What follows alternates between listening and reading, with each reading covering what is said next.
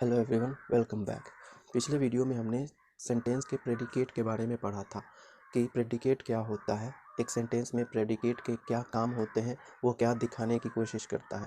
साथ ही हमने देखा था कि प्रेडिकेट के दो भाग होते हैं, एक भाग होता है वर्ब और दूसरा भाग होता है ऑब्जेक्ट या फिर कॉम्प्लीमेंट। तो इस वीडियो में हम प्रेडिकेट के पहले भाग यानी वर्ब के बारे में जानेंगे कि वर्ब क्या होता है, वर्ब एक सेंटेंस में क्या इम्पोर्टेंस शो करता है। तो शुरू करते हैं आज का वीडियो। आज का हमारा मेन टॉपिक रहेगा वर्ब। समझने की कोशिश करते हैं कि वर्ब क्या होता है। वर्ब को हम इस प्रकार से परिभाषित करते हैं। वर्ब के विषय में हम लिखते हैं the word which denotes an action or links or subject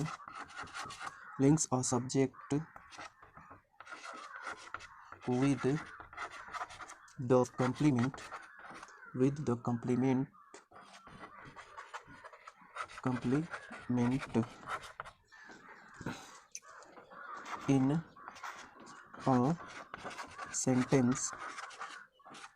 in a sentence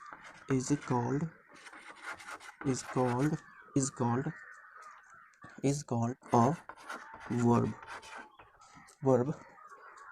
The word which denotes an action or links a subject with the complement in a sentence is called a verb.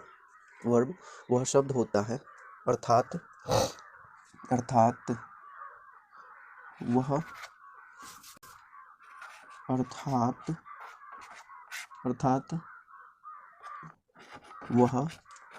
शब्द जो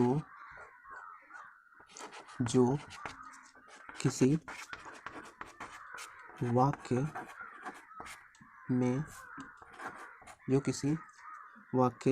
में subject के द्वारा संपन्न होने वाले कार्य को बताता है या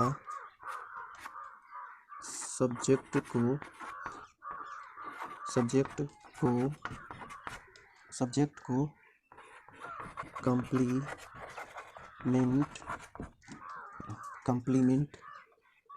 के साथ जोड़ने का काम करता है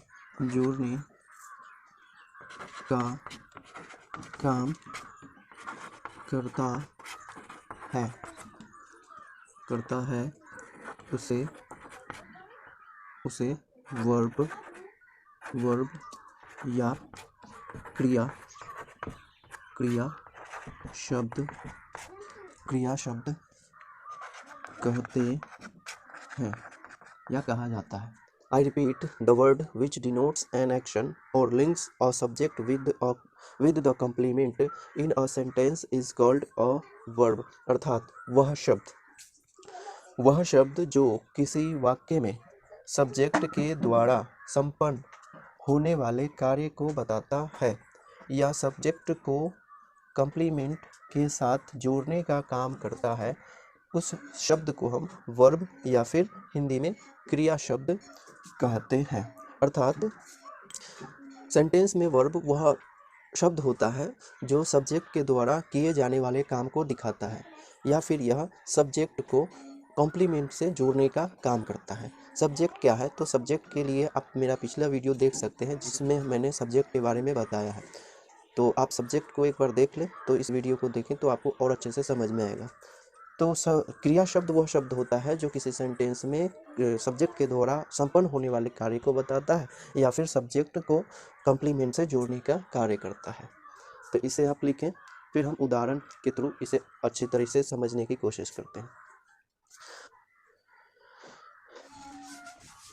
जैसे कि जैसे Ravi eats a mango, Ravi eats a mango, Ravi eats a mango, Ravi आम खाता है। इसमें ये जो शब्द है यह इस सेंटेंस का सब्जेक्ट है जो कि रवि एक नाउन है। फिर दूसरा अगर हम देखें तो ये जो शब्द है मैंगो, मैंगो मीन्स आम, यह भी एक नाम है और इसे भी हम नाउन कहेंगे। तो पहला शब्द जो कि सब्जेक्ट है एक नाउन है जो नाम को बता रहा है। फिर दूसरा इस शब्द को देखें तो यह भी एक नाउन है जो कि नाम को बता रहा है। लेकिन ईट्स ईट्स ईट्स जो एक ऐसा वर्ड है जो इस सेंटेंस में काम को बता रहा है, रवि के द्वारा होने वाले काम को बता रहा है, यानी खाने का जो काम होता है उसको डिनोट करने के लिए इसमें यह शब्द है। तो किसी सेंटेंस में काम को बताने वाले कोई शब्द जो होते हैं उस शब्द को हम वर्ब बोलेंगे। इसीलिए ये शब्द जो है यहाँ ईट्स यहाँ वर्ब है, वर्ब है। इसी तरीके से हम दूसरा सेंटेंस देखें, I read a book, I read a book, मैं एक किताब पढ़ता हूँ। I read a book, I read a book, मैं किताब पढ़ता हूँ। तो यहाँ जो पहला शब्द है आई एक प्रोनाउन है जो यहाँ पर सब्जेक्ट का काम करता है। आई मीन्स मैं, एक प्रोनाउन है। फिर यहाँ ये जो शब्द है बुक, बुक का मतलब किताब, जो एक नाम को बता रहा है, नाउन है। लेकिन यहाँ इस शब्द को अगर हम देखें तो इसे हम रीड पढ़ते हैं, जिसका मतलब होता है पढ़ना, किसी चीज़ को पढ़ना। तो पढ़ने का काम के लिए हम इस शब्द को यूज़ करते हैं, रीड मीन्स पढ़ना। तो इसमें ये जो वर्ड है ये सब्जेक्ट है जो कि एक प्रोनाउन है जो नाउन के बदले लिखा गया है। फिर ये एक शब्द है, ये भी एक नाउन है जो कि नाम को बता रहा है। लेकिन यहाँ ये जो शब्द है यह एक वर्ब है, क्योंकि यह सब्जेक्ट यानी आई के द्वारा होने वाले काम को बता रहा है। इसीलिए यह जो वर्ड है, शब्द, इसे हम वर्ब बोलेंगे। तो क्या है, रीड। तो रीड ये क्या हो गया, इस सेंटेंस में वर्ब हो गया। तो रीड वर्ब है। से सीता इज ब्यूटीफुल, सीता सुंदर है। सीता इज ब्यूटीफुल, सीता सुंदर है। इसमें जो पहला शब्द है सीता जो एक नाउन है और यहाँ पर सब्जेक्ट का काम कर रहा है। यह शब्द एक सब्जेक्ट का काम कर रहा है और वो भी नाउन है। तो यहाँ ये हो गया सब्जेक्ट, ये भी सब्जेक्ट है, तो यहाँ सीता सब्जेक्ट का काम कर रहा है जो कि एक नाउन शब्द है जो कि नाम को बताता है। फिर अगर हम इस शब्द को देखें तो ब्यूटीफुल मीन सुंदर, यह एक क्वालिटी यानी गुण को बता रहा है, क्वालिटी को बता रहा है।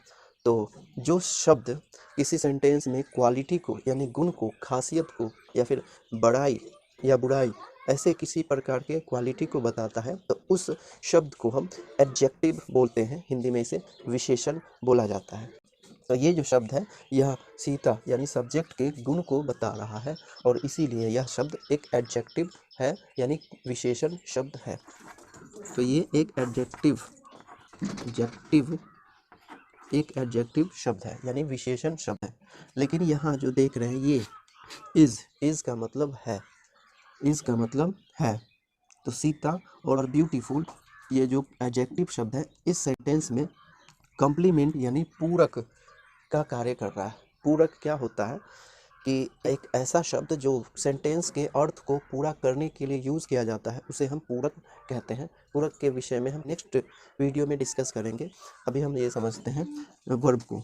तो पूरक एक ऐसा शब्द है जो किसी सेंटेंस के अर्थ को पूरा करता है।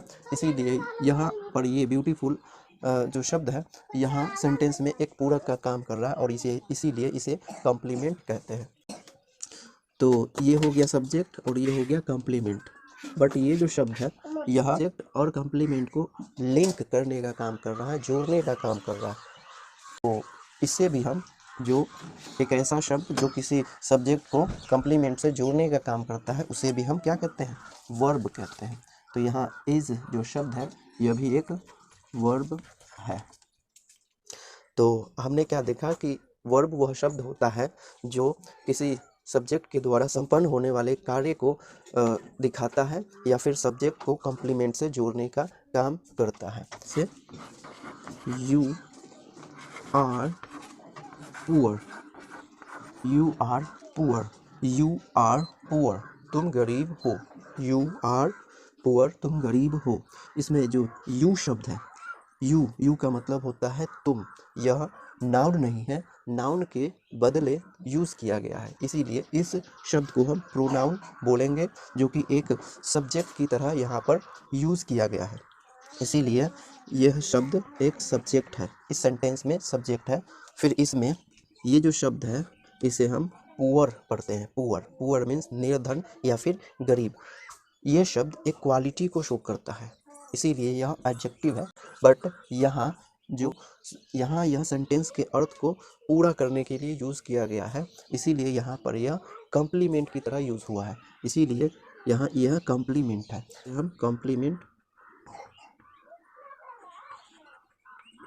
कॉम्प्लीमेंट बोलेंगे। इसी प्रकार पिछले सेंटेंस में भी ये ब्यूटीफुल कॉम्प्लीमेंट का ही काम कर रहा है, जो कि एक एडजेक्टिव शब्द है, एडजेक्टिव है, और यह कॉम्प्लीमेंट का काम कर रहा है। सेम इसी प्रकार से ये भी एक कॉम्प्लीमेंट का काम कर रहा है। तो यहाँ इस शब्द की अगर हम बात करें तो यह सब्जेक्ट और कॉम्प्लीमेंट को फिर से जोड़ने का काम कर रहा है, तो इसीलिए इस शब्द को हम यहाँ पर क्या बोलेंगे, इसीलिए इस शब्द को हम यहाँ पर क्या बोलेंगे कि यह एक वर्ब है, यहाँ पर यह एक वर्ब है जो सब्जेक्ट और कॉम्प्लीमेंट को जोड़ने का काम करता है।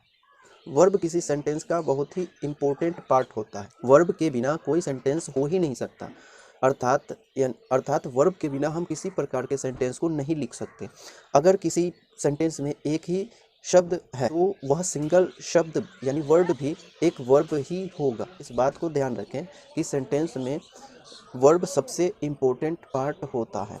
अब वर्ब की अगर हम प्रकार की बात करें, काइंड्स की बात करें, पार्ट्स की बात करें, तो इसे कई आधार पर डिवाइड किया जाता है। हालांकि वर्ब का जो अध्ययन स्टडी है वो बहुत ही वाइड है, इसे बहुत ही ज़्यादा डिटेल से पढ़ना पड़ेगा, बट अभी हम वर्ब के बारे में बस उतनी ही जानकारी प्राप्त करेंगे ताकि हम सेंटेंस को लिखना सीख लें, यानी ट्रांसलेशन करना सीख लें। फिर वर्ब के बारे में कंप्लीट स्टडी हम ग्रामर के टॉपिक में करेंगे।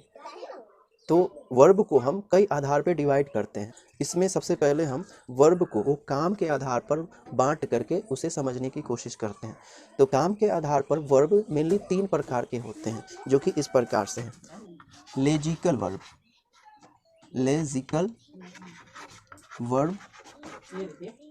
दूसरा ऑक्सिलियरी वर्ब,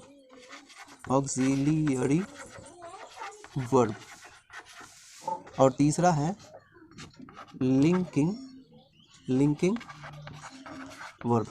तो काम के आधार पर, तो वर्ब के काम के आधार पर, हालांकि वर्ब खुद ही काम को शो करता है, लेकिन यह भी काम अलग अलग प्रकार के होते हैं, इसीलिए काम के आधार पर वर्ब को हम 3 प्रकार से डिवाइड करते हैं, यानी 3 भागों में बांटते हैं। पहला है लेजिकल वर्ब, दूसरा है ऑक्सिलियरी वर्ब, फिर है लिंकिंग वर्ब। तो हम एक एक करके इस सब को समझने की कोशिश करेंगे। इसमें सबसे पहले हम लेजिकल वर्ब के बारे में समझने की कोशिश करते हैं कि लेजिकल वर्ब क्या है।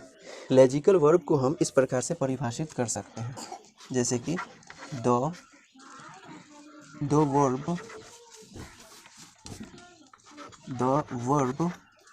विच denotes